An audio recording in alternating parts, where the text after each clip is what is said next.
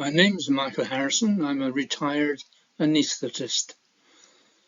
We are going to be talking today about how safe anaesthesia is and how some common adverse events can be detected early. When flying, air turbulence can be considered a normal adverse event. It is managed safely and all is well. Similar scenarios occur during anaesthesia. Some events unfold quite quickly, some not so quickly, and some changes from making a diagnosis can be quite subtle. Decisions have to be made and therapy started. The earlier the better. The correct diagnosis is the first requirement for successful patient management. Anaesthesia is safe. It is far safer than being a passenger in a car. Why is it not as safe as flying in a plane? Planes are 20 to 30 years old and well maintained. Patients, on average, are older, not always well maintained, and as they get older, their organ function declines, some more than others. Physical fitness does not always equate to medical fitness. The common disorders today are obesity, diabetes, hypertension, and vascular disease. Top of this is the completely unexpected event, like an acute allergic response to a drug, and of course, the surgery itself. During surgery, some bleeding can be expected, ranging from almost nothing to a full-blown need for transfusion. The type of surgery will give the anaesthetist an idea of what to expect. Some hemorrhage can be occult, that is, can be difficult to see, so a way of detecting hemorrhage would be good.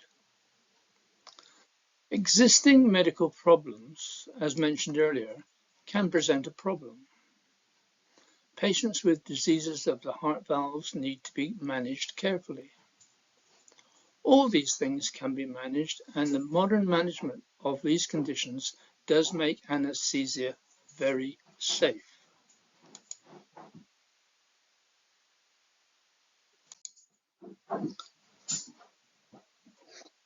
A diagnosis is made by observing the changes in body's physiology. A patient under anaesthesia cannot describe symptoms. A differential diagnosis in which several possible explanations are compared and contrasted must be performed. Various pieces of information must be correlated and their patterns recognized. It is wise to look for the simplest, most common explanation, an approach known as Occam's razor. Pattern recognition can be rapidly done by computers and given the correct information much more quickly. It is constant and ever vigilant.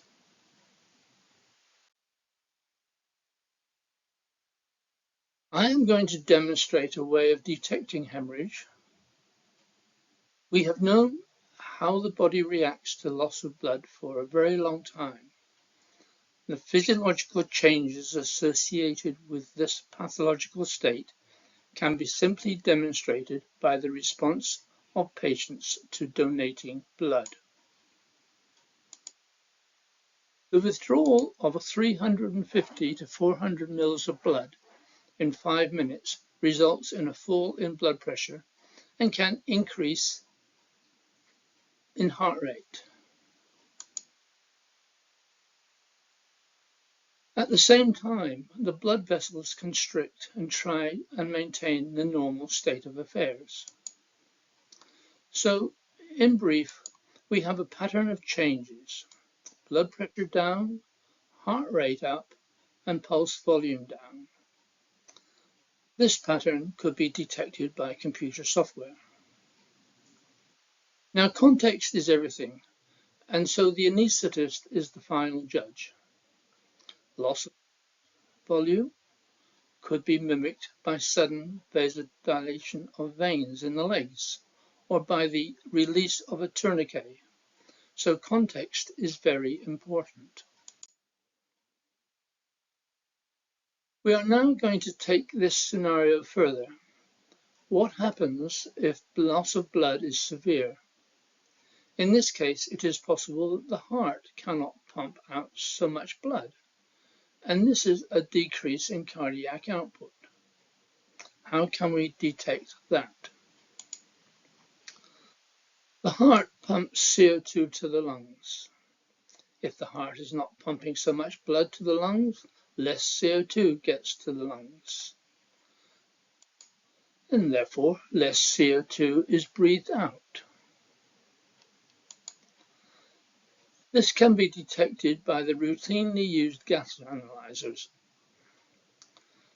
So the pattern to recognize here is blood pressure down, heart rate up, pulse volume down, and CO2 down. The change in CO2 can be very subtle and difficult to see on the monitor screen, but the computer pattern recognition software can do it easily. Here is an example. At 9:03, the blood pressure, the black line, starts to fall. The heart rate starts to increase and the pulse volume, which is the blue line, starts to fall. A couple of minutes later, the CO2 pale blue line starts to fall. The cardiac output has begun to decrease. It is important here to note that we are talking about changes, not absolute values. Absolute values will be quite variable when you consider a 20-year-old physiology with that of an 80-year-old.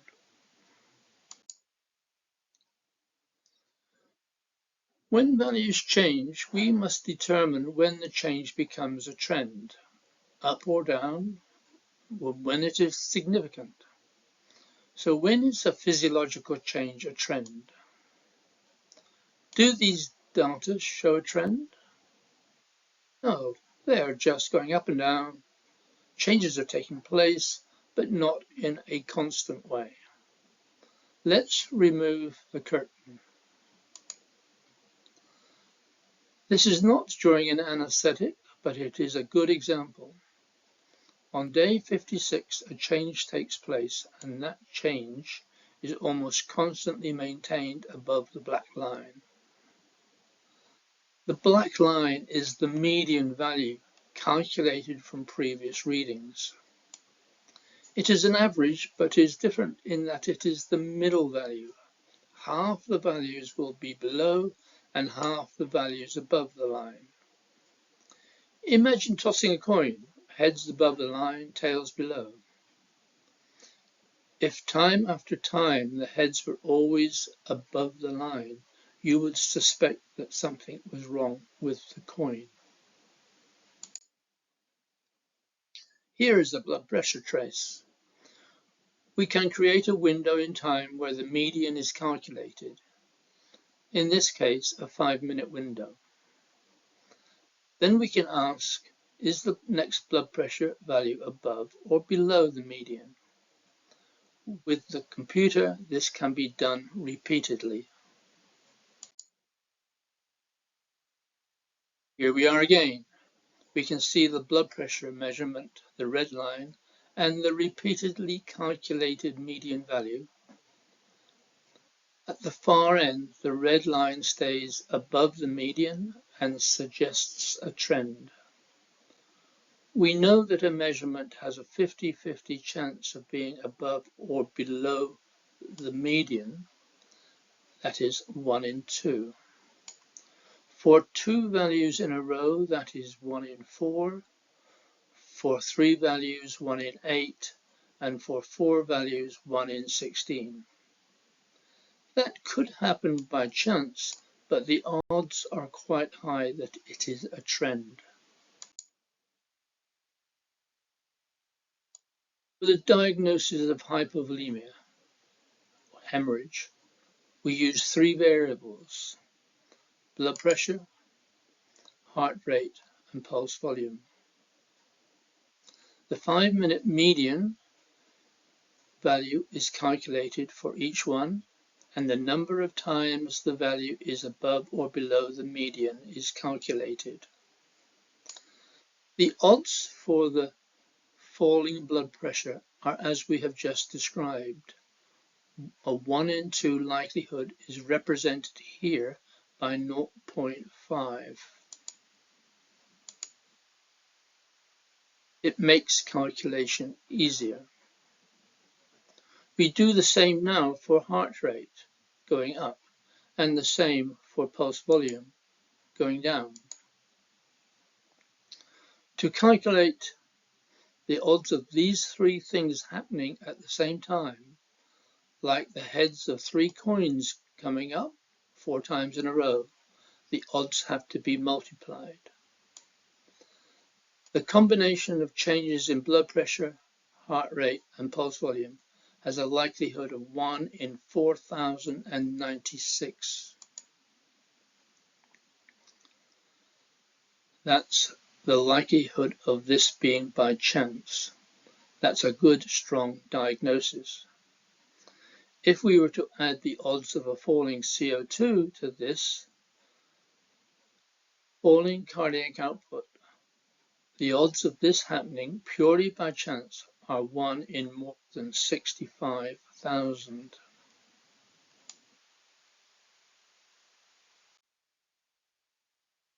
Cardiac output is difficult to measure, many ways to detect, many significant errors in the methodology. Some methods take time. EDDI does not measure cardiac output. It detects changes in end-tidal CO2, which with constant ventilation indicates a change in cardiac output.